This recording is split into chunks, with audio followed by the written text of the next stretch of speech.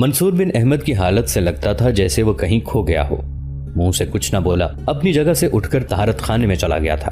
اس کے بعد وہ کچھ کہے بغیر نماز کے لیے نکل گیا۔ کوئی زیادہ دیر نہ گزری تھی کہ وہ واپس آیا۔ اس کی آمد پر کیتھرین نے خوشی کا اظہار کیا۔ جلدی جلدی اس نے کھانا تیار کیا۔ منصور بن احمد کچھ بیزار اور اکھڑا سا لگ رہا تھا، لیکن کیتھرین نے اسے سنبھالا۔ دونوں میاں بیوی نے ایک جگہ بیٹھ کر کھانا کھایا۔ کھانے کے بعد کیتھرین برتن سمیٹ کر فارغ ہوئی ہی تھی کہ حویلی کے دروازے پر دستک ہوئی۔ دستک کی آواز سن کر منصور بن احمد اٹھ کھڑا ہوا۔ آگے بڑھ کر جب اس نے حویلی کا دروازہ کھولا تو سامنے لوئیتاشی، جان خان، شرف الدین، حسام الدین اور کچھ دوسرے سالار اور مخبر کھڑے تھے۔ منصور بن احمد چونکا تھا۔ دیوان خانے کا دروازہ اس نے کھولا، سب کو بٹھایا، پھر اس نے اپنی رہائش گاہ کے اندرونی حصے کی طرف جا کر کیتھرین کو مخاطب کیا اور کہنے لگا، لوئیتاشی، جان خان، حسام الدین، شرف الدین اور کچھ دوسرے سالار آئے ہیں۔ ان کے ساتھ 2 مخبر بھی ہیں، شاید کوئی اہم خبر ہے۔ میں ان کے پاس بیٹھتا ہوں، دیکھتا ہوں کیا معاملہ ہے۔ کیتھرین نے جب اسبات میں گردن ہلائی تب منصور بن احمد جا کر دیوان خانے میں بیٹھ گیا۔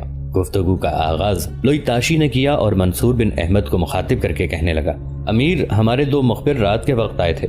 اس وقت میں نے آپ کو تکلیف دینا پسند نہیں کیا، اس بنا پر اب میں آیا ہوں۔ جو خبریں یہ لائے ہیں خود ہی کہیں گے۔ لوئیتاشی جب خاموش ہوا تب منصور بن احمد آنے والے ان مخبروں کی طرف دیکھنے لگا۔ اس موقع پر ایک بولا اور منصور بن احمد کو مخاطب کر کے کہنے لگا، امیر، ہلاکو خان اپنے لشکر کے بڑے حصے کے ساتھ جنوب کی طرف جا چکا ہے۔ اس کا ارادہ یہ ہے کہ مصر پر حملہ آور ہو کر مصر پر قبضہ کرے گا، اس لیے کہ اس کا بڑا بھائی منگو خان جو اب منگولوں کا خاقان ہے، اس نے ہلاکو خان سے اس خواہش کا اظہار کیا تھا کہ جنوب کی طرف یلغار کرتے ہوئے ہلاکو خان مصر کو فتح کر کے اپنی ملکیت میں شامل کر لے۔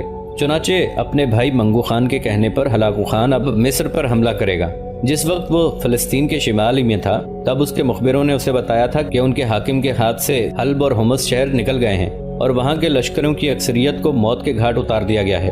اس پر یہ ان کے مخبروں نے انکشاف کیا تھا، یہ کام منصور بن احمد نے کیا ہے اور اب حمص اور حلب پر منصور بن احمد کی گرفت ہے۔ اس کے بعد جب آپ اپنے دستوں کو لے کر واپس آ گئے تب ہلاکو نے 2 بڑے لشکر شمال کی طرف بھجوائے۔ دمشق پہلے ہی اس کی گرفت میں ہے۔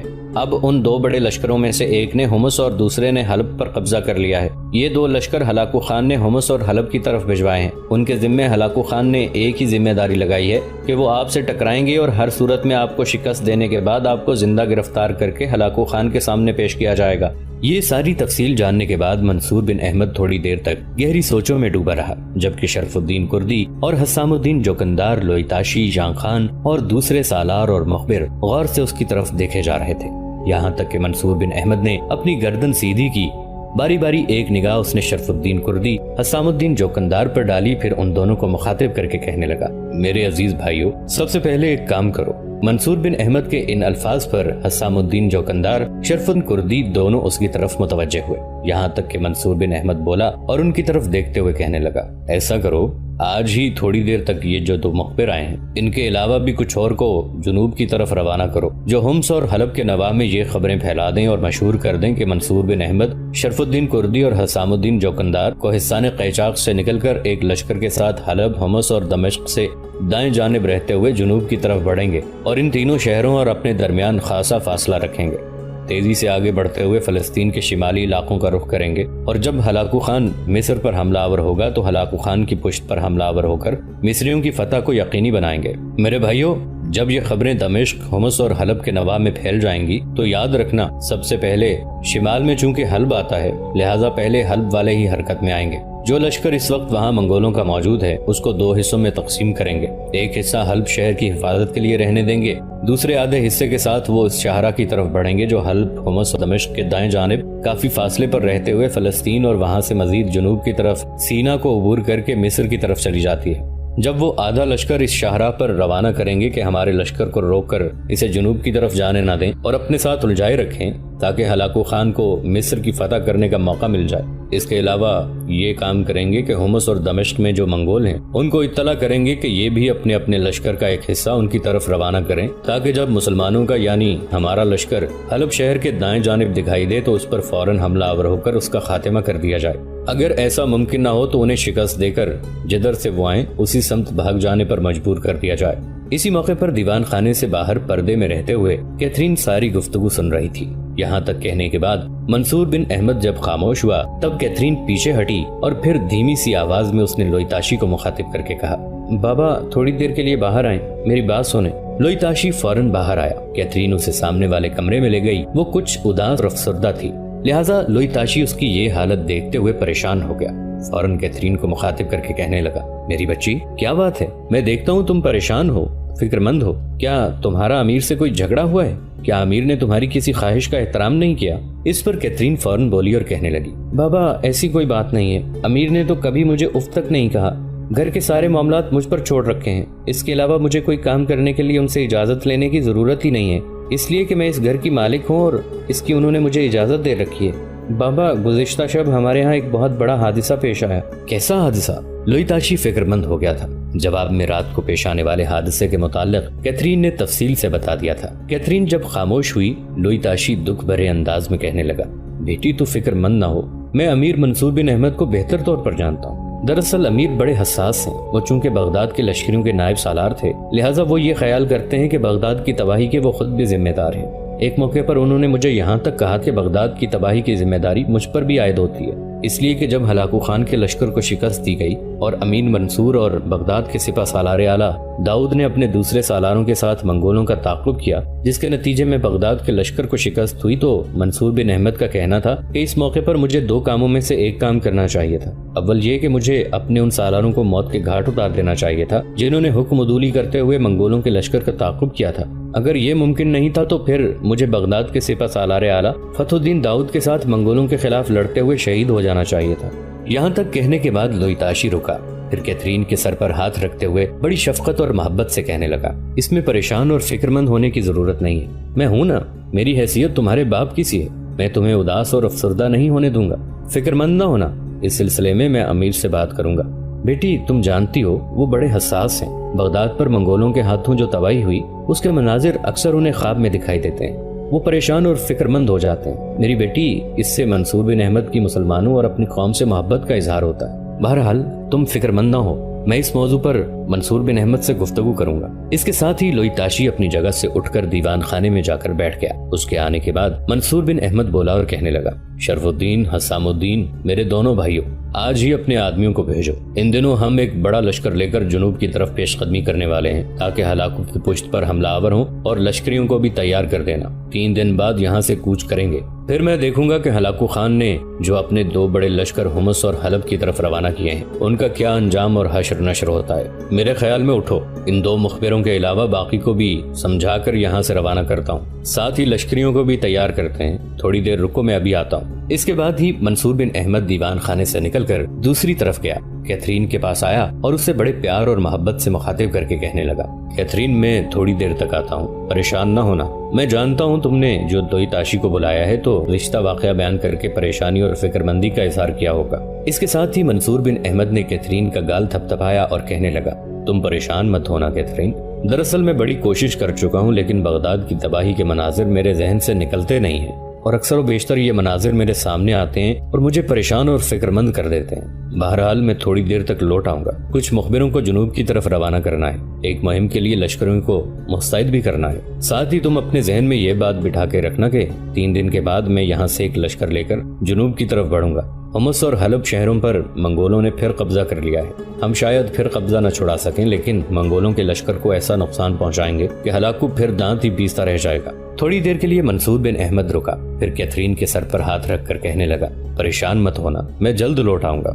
کیتھرین مسکرا دی اور بولی، میں پریشان نہیں ہوں، اگر آپ خوش ہیں تو میں بھی خوش ہوں، میں آپ کے جسم کا ایک حصہ ہوں، لہٰذا آپ کی پریشانی یقیناً مجھے بھی پریشان کرے گی۔ اس کے بعد منصور بن احمد پیچھے ہٹا، دیوان خانے میں گیا اور سب کے ساتھ وہاں سے نکل گیا۔ اسی روز کچھ مخبروں کو جنوب کی طرف پھیلا دیا گیا اور انہوں نے یہ افواہیں اڑا دی تھیں کہ منصور بن احمد خاصے بڑے لشکر کے ساتھ حلب، حمص اور دمشق کے کافی دائیں جانب رہتے ہوئے مصر کی طرف جائے گا تاکہ اگر ہلاکو خان مصر کو اپنا ہدف بنائے تو وہ ہلاکو کی پشت پر ضرب لگا سکے۔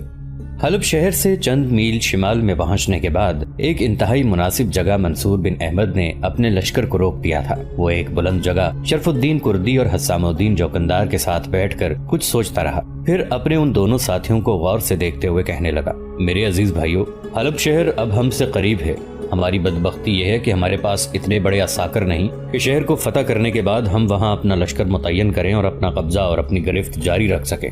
یہی وجہ تھی کہ پہلے ہم نے حلب اور حمص دونوں شہروں کو فتح کیا تھا، لیکن لشکریوں کی کمی کی وجہ سے ہم دونوں شہروں پر قبضہ جاری نہ رکھ سکے اور ہماری غیر موجودگی میں ایک بار پھر منگولوں نے قبضہ کر لیا ہے۔ ہم اپنے مختصر سے لشکر کے ساتھ جو کچھ کر سکتے ہیں وہ یہ ہے کہ جس قدر ممکن ہو منگولوں کو نقصان پہنچا سکتے ہیں، اور یہی کھیل ہم نے حلب شہر کے نواح میں شروع کرنا ہے۔ میرے دونوں ساتھیوں، تھوڑی دیر تک اپنے مخبروں کو روانہ کرو جو حلب کے اندر یہ خبریں پھیلا دیں کہ مسلمانوں کا چھوٹا سا ایک لشکر حلب شہر کی نواحی بستیوں پر حملہ آور ہو کر اپنے لیے ضروریات کا سامان اکٹھا کر رہا ہے۔ وہ ایسا اس لیے کر رہے ہیں کہ انہیں خبر پہنچ گئی ہے کہ حلب میں جو منگولوں کا لشکر مقیم ہے اس کا بڑا حصہ حلب کے دائیں جانب چند میل دور جو شاہراہ جنوب کی طرف جاتے ہوئے حمص، دمشق اور پھر مختلف شہروں سے ہوتی ہوئی مصر کی طرف نکل جاتی ہے، اس سمت گیا ہوا ہے۔ چنانچہ اس لشکر کے جانے کی وجہ سے مسلمان ان علاقوں میں ترکتاز کرنے کے لیے آ گئے ہیں۔ یہ خبریں جب پھیلائی جائیں گی تو میرے عزیز بھائیوں، حلب شہر کے اندر جو منگولوں کا اس وقت لشکر ہے اس کا سالار یا منگولوں کی طرف سے جو حلب شہر کا حاکم مقرر کیا گیا ہے وہ حرکت میں آئے گا۔ وہ لشکر کو لے کر ہم پر حملہ آور ہونے کے لیے ہماری طرف بڑھے گا، چونکہ ان کے ذہن میں یہ بات ڈال دی جائے گی کہ مسلمانوں کا ایک چھوٹا سا لشکر جو چند دستوں پر مشتمل ہے اس نے حلب شہر کے شمال میں لوٹ مار کا سلسلہ شروع کر رکھا ہے،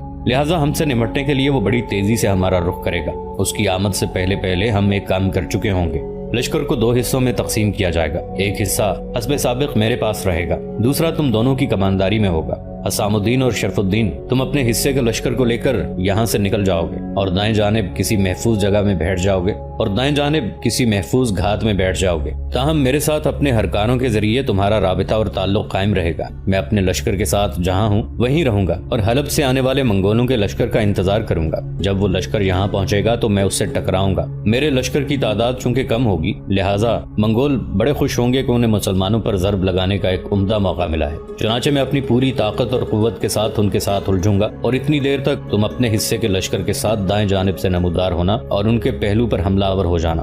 اس طرح مجھے امید ہے کہ 2 طرفہ حملے کے باعث ہم اس لشکر کو جو اس وقت حلب شہر میں ہے روند اور پامال کر رکھ دیں گے۔ اس کام کی تکمیل کے بعد ہم نے کرنا ہے اس کی تفصیل میرے عزیز ساتھیوں میں تم دونوں کو بعد میں بتاؤں گا۔ پہلے حلب کے لشکر سے نمٹنے شرف الدین اور حسام الدین دونوں نے منصور بن احمد کی اس تجویز سے اتفاق کیا تھا، چنانچہ لشکر کو 2 حصوں میں تقسیم کر دیا گیا۔ ایک حصے کے ساتھ منصور بن احمد وہیں تھا جبکہ دوسرے حصے کو حسام الدین اور شرف الدین لے کر ذرا دائیں جانب ہٹ گئے۔ وہ مناسب جگہ گھات لگا کر بیٹھ گئے تھے۔ دوسری طرف منصور بن احمد کے آدمیوں نے جب حلب شہر کے اندر یہ خبریں مشہور کر دیں کہ مسلمانوں کا ایک لشکر حلب شہر کے نواح میں پہنچ گیا ہے اور مختلف بستیوں اور آبادیوں پر حملہ آور ہو کر اپنے لیے ضروریات کا سامان اکٹھا کر رہا ہے، انہوں نے یہ خبر بھی پھیلا دی تھی کہ مسلمانوں کا یہ چھوٹا سا لشکر اس لیے ایسا کر رہا ہے کہ اسے خبر ہو گئی ہے کہ منگولوں کا لشکر منصور بن احمد کی راہ روکنے کے لیے حلب شہر سے نکل کر چند میل جنوب کی طرف جا چکا ہے۔ چنانچہ یہ خبریں جب حلب شہر میں گردش کرنے لگیں تب حلب شہر میں جو حلب شہر کا حاکم اور سالار تھا وہ فوراً حرکت میں آیا۔ حلب شہر میں اس کے پاس اس وقت ایک خاصا بڑا لشکر تھا، اسے لے کر وہ نکلا۔ بڑی تیزی اور برق رفتاری کے ساتھ اس نے شمال کا رخ کیا۔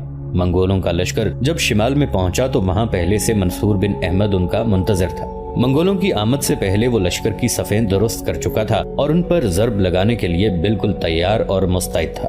دوسری طرف منگولوں نے جب دیکھا کہ جو خبر حلب شہر میں پھیلائی گئی تھی وہ یہ ہے کہ مسلمانوں کا ایک لشکر وہاں موجود ہے، منگولوں کے سالار نے یہ بھی دیکھا کہ مسلمانوں کے اس لشکر کی تعداد چونکہ تھوڑی ہے لہٰذا وہ جلد اس پر غالب آ کر اس کا خاتمہ کر دے گا۔ چنانچہ اس نے بھی صفیں درست کر لی، پھر اپنے کام کی ابتدا کرنے کے لیے پہلے منصور بن احمد آتشی فشار کی طرح حملہ آور ہو گیا تھا۔ منگولوں کا منصور بن احمد کے ساتھ تھوڑی ہی دیر ٹکراؤ ہوا تھا کہ دائیں جانب سے شرف الدین کردی اور حسام الدین جوکندار اپنے حصے کے لشکر کے ساتھ دہشت بھرے اندھیروں کی چیختی ہواؤں کی طرح نمودار ہوئے اور پھر وہ منگولوں کے لشکر کے ایک پہلو پر حملہ آور ہو گئے تھے۔ اس طرح حلب شہر کے نواح میں میدان جنگ کے اندر موت کے کارواں رقص کرنے لگے تھے۔ منگولوں نے اپنی طرف سے پوری کوشش کی کہ مسلمانوں کے اس لشکر کو مار بھگائیں لیکن کامیاب نہ ہوئے اور اب 2 طرفہ ان کا قتل عام شروع ہو گیا تھا۔ سامنے کی طرف سے منصور بن احمد بڑی تیزی اور بڑی شدت کے ساتھ انہیں پامال کر رہا تھا اور دائیں جانب سے حسام الدین اور شرف الدین ان کی تعداد کو بڑی تیزی سے کم کرتے جا رہے تھے۔ منگولوں کے سالار نے جب دیکھا کہ لمحہ بلمحہ اس کے لشکر کا نقصان ہوتا جا رہا ہے تو اس نے شکست قبول کی اور بھاگ کھڑا ہوا۔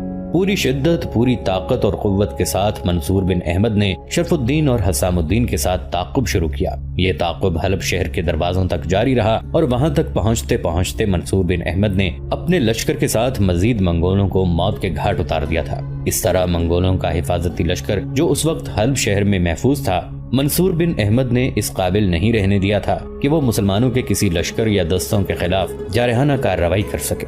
حلب شہر کے دروازوں تک منگولوں کے لشکر کا تعاقب کرتے ہوئے منصور بن احمد کے کچھ لشکریوں نے زور و شور سے یہ کہنا شروع کر دیا کہ حلب کے نواح میں منگولوں پر منصور بن احمد حملہ آور ہوا ہے، اور یہ انکشاف نہ صرف حلب شہر کے لوگوں اور عمرا تک پہنچ گیا کہ شہر سے باہر جو منگولوں کے لشکر کو شکست کا سامنا کرنا پڑا ہے، یہ شکست منصور بن احمد نے دی ہے۔ منصور بن احمد کا نام ویسے ہی منگولوں کے لیے خوف و ہراس کا باعث تھا۔ چنانچہ یہ ساری کارروائی مکمل کرنے کے بعد منصور بن احمد اپنے لشکر کو شمال کی طرف لے گیا، کچھ دیر تک وہاں قیام کیا، لشکریوں کو سستانے کا موقع دیا، پھر وہ شرف الدین کردی اور حسام الدین جوکندار کو اپنے پاس بٹھانے کے بعد کہنے لگا، میرے عزیز ساتھیو، ہم نے ایک مہم کا ایک مرحلہ بڑے احسن طریقے سے انجام دے کر اپنے حق میں کر لیا ہے۔ اب ہمارا دوسرا مرحلہ شروع ہوگا جو پہلے مرحلے سے کسی قدر مشکل اور دشوار ہوگا۔ اب زخمیوں کی مرہم پٹی کرنے کے بعد فی الفور حرکت میں آ جائیں گے۔